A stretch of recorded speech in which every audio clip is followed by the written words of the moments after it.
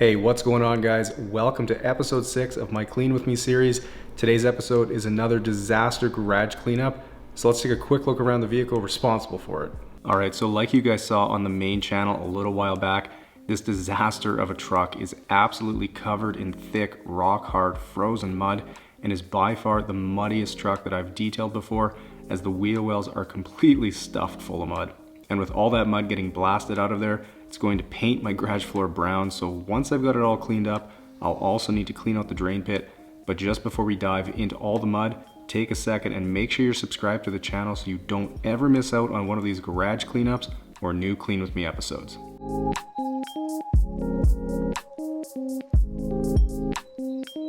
Alright, so starting on this muddy Silverado, and like I had mentioned in the main channel video, it was really cold outside the day I was doing this detail, so all the mud on it was frozen solid, and that definitely made it a bit more challenging to deal with. And I know I saw a few comments saying I should get a hot water pressure washer. However, a truck covered in frozen mud really doesn't come around all that often, so it really wouldn't make a whole lot of sense.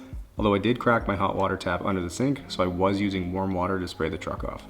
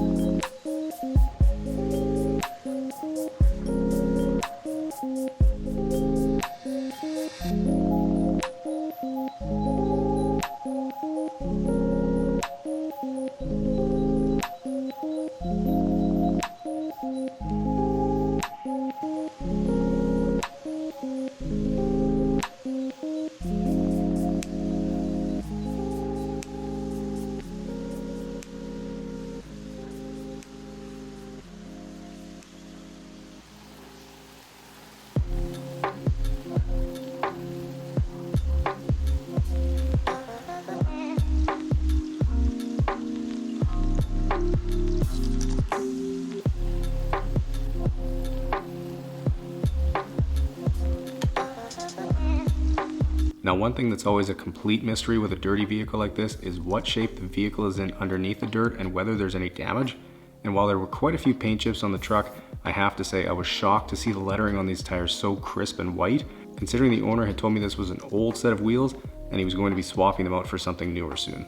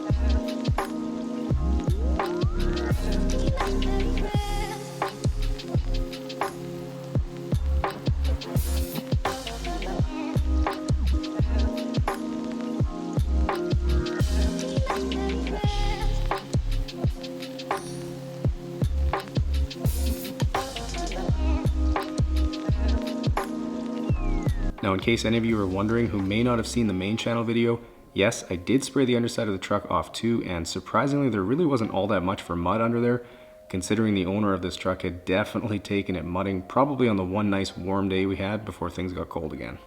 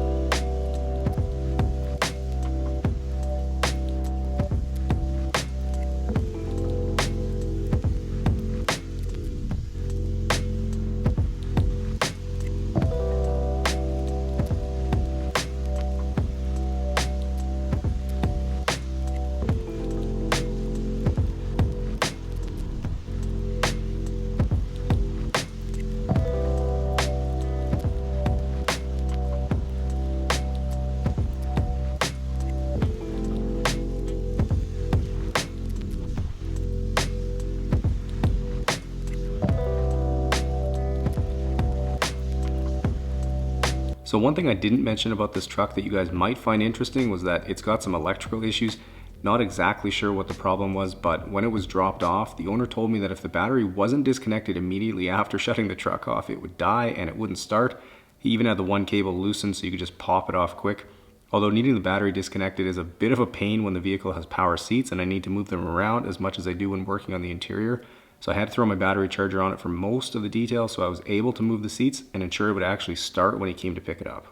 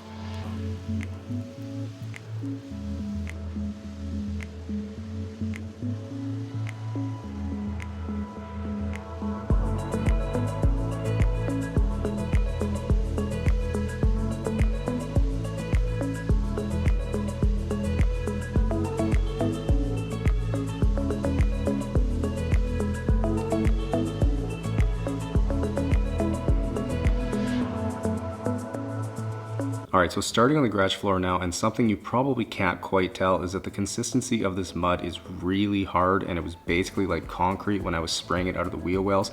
Obviously because it was frozen at the time, but with the concrete floor being cold too, it's definitely making it more difficult to move around than any other time I've cleaned up the garage because it's basically hard packed onto the floor. So before anyone says, why don't you just use a shovel? Trust me, I tried, and it just wasn't happening. Same thing with a squeegee. It would never work with mud like this. Not to mention my floor has a raised anti-slip texture and the squeegees that I've tried didn't work at all, so using water is the most efficient way to get this job done.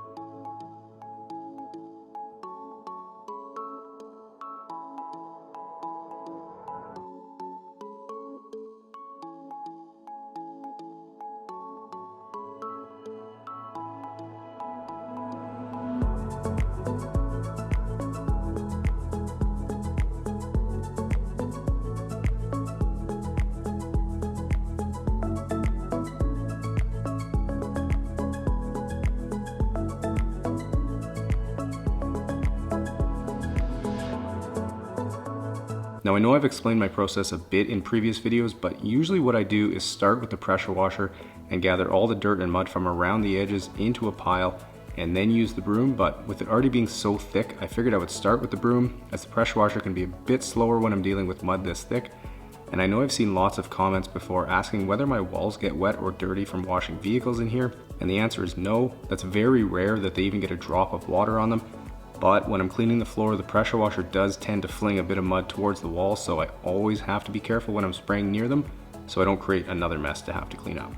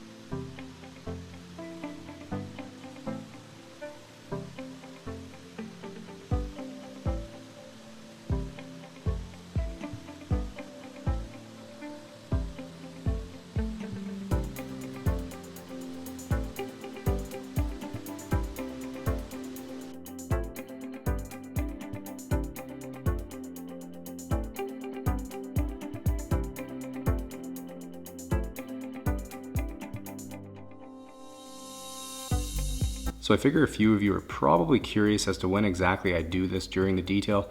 And so typically once I've got the vehicle washed and dried, I'll back it out and clean the floor quick so that I'm not working on a dirty floor and tracking mud all around the garage. And like I mentioned in the last one of these, Water is pretty cheap around here, and this is in no way wasting water, as that seems to be one of the most popular comments on these videos. I am paying for every drop I use, and it all gets treated and reused.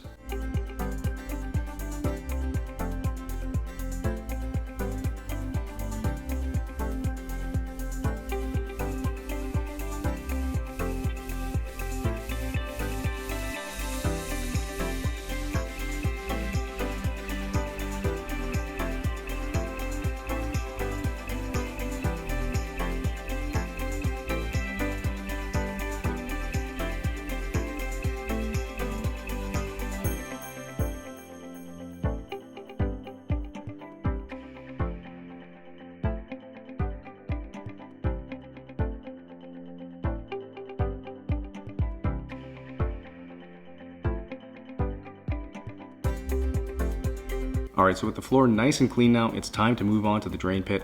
And this was a first for me, as I had actually cleaned it out a week before I had this truck in, and then obviously with all the mud, it completely filled it up. And I know there's going to be some people out there who are thinking, why not just use a shop vac to suck it out? But I can assure you that wouldn't work and would be a perfect way to clog and ruin a shop vac, as you guys saw just how thick this mud is. So like I've said before, this only takes me about 20 minutes to do.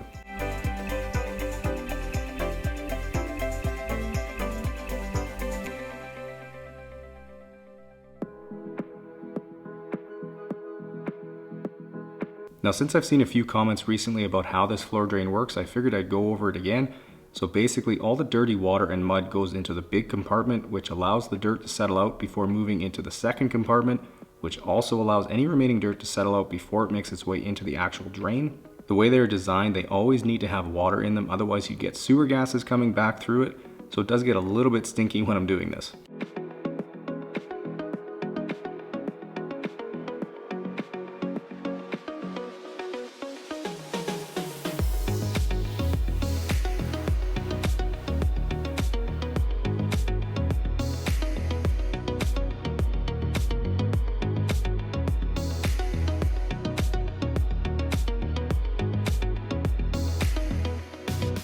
Alright, so with the pit all cleaned out, I'll fill it back up with water and let it run for a minute or two just to flush through a bit more of the dirty water, and that's really all I have to do.